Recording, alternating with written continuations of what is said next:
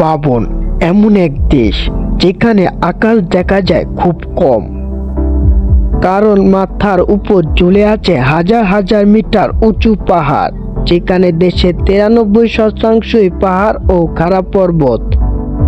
এই দেশ কি সত্যি মানুষের বসবাসের জন্য উপযোগী? আজ আমরা পা রাখছি এক ভূমিতে যাকে বলা হয় তাজিকিস্তান, আর এর আরেক নাম রুফ অফ সেন্ট্রাল এশিয়া। মধ্য এশিয়ার এক কোণে অবস্থিত তাজিকিস্তান, চারপাশে আছে আফগানিস্তান, চীন, উজবেকিস্তান ও কিরগিজস্তান। কিন্তু মানচিত্রে ছোট দেখলেও বাস্তবে এটি এক বিশাল পাথরের দুর্গ। এখানে অবস্থিত কিংবদন্তি পামির মাউন্টেন্স, যাকে বলা হয় পৃথিবীর ছাদ। এখানে পাহাড় এত উঁচু যে মেঘগুলো মাঝে মাঝে নিচে নেমে আসে। ইতিহাস বলে এই পাহাড়ে থামিয়ে দিয়েছিল পৃথিবীর জয়ের স্বপ্ন। মহান যোদ্ধা আলেকজান্ডার দ্য গ্রেট, যিনি অর্ধেক পৃথিবী জয় করেছিলেন, এই পাহাড়ের সামনে এসে বুঝেছিলেন প্রকৃতির সাথে যুদ্ধে জেতা যায় না। অনেক ইতিহাসবিদ বলেন এই অঞ্চলে প্রথমবার তিনি যুদ্ধ না করে প্রকৃতিকে সম্মান জানিয়েছিলেন।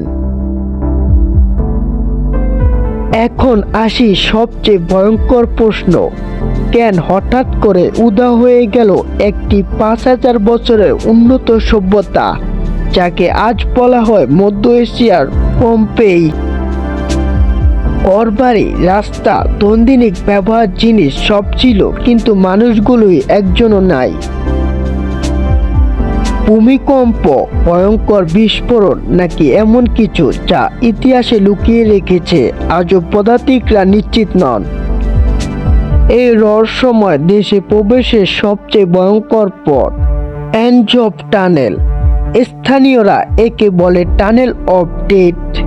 7 কিলোমিটার দীর্ঘ এই টানেল, ভেতরে কোনো আলো নেই, ভাঙা রাস্তা, হঠাৎ পানি জমে যায়, আর অক্সিজেন তো কম।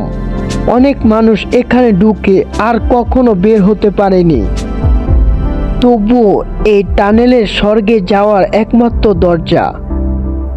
টানেলের অন্ধকার পেরিয়ে বের হলে চোখ ধাঁধানো দৃশ্য, নীল হ্রদ, বরফে ঢাকা পাহাড়, সবুজ উপত্যকা, এমন সৌন্দর্য তা দেখে মনে হয় এটা পৃথিবী নয়, অন্য কোনো গ্রহ। কিন্তু ভুল করবেন না, এখানে প্রকৃতি সুন্দর কিন্তু ক্ষমাশীল নয়। অর্থাৎ তুষারপাত, ভূমিধস আর বরফধস সব নীরবে আসে। এই দেশে রয়েছে বিশ্বের অন্যতম ভয়ঙ্কর রাস্তা, পামির হাইওয়ে। এক পাশে খারাপ পাহাড়, অন্য পাশে 1000 ফুট নিচে মৃত্যু। এখানে কোনো গার্ডেন নেই, একবার ব্রেক ফেল করলে শেষ। তবুও মানুষ এই রাস্তা দিয়ে যায়, কারণ এই শেষ অপেক্ষা করে এক স্বপ্নের পৃথিবী। এই কঠিন ভূমিতে যারা বসবাস করে তারা সাধারণ মানুষ নয়। মাইনাস তাপমাত্রা, অক্সিজেনের অভাব, প্রচণ্ড দরিদ্রতা। তবুও তারা হাসে, কারণ এই পাহাড়ই তাদের বাড়ি, এই নীরবতাই তাদের গান। এখানে মানুষ প্রকৃতিকে জয় করতে চায় না, বরং তাদের সাথে বেঁচে থাকতে শেখে। আজও অনেক প্রশ্নের উত্তর নেই। কেন কিছু এলাকা হঠাৎ জনশূন্য? পাহাড়ের ভেতর কি লুকিয়ে আছে অজানা কিছু? প্রাচীন সভ্যতার পতন কি কাকতালীয়? কিছু মানুষ বলেন এখানে এমন শক্তি আছে যা মানুষকে টানে, আবার ভয়ও দেখায়। এই দেশ বিলাসিতা নয়, এই দেশ সত্য। এখানে নেই 5 তারা হোটেল, আছে 5000 বছরের ইতিহাস। এখানে নেই আরাম, আছে চরম অভিজ্ঞতা।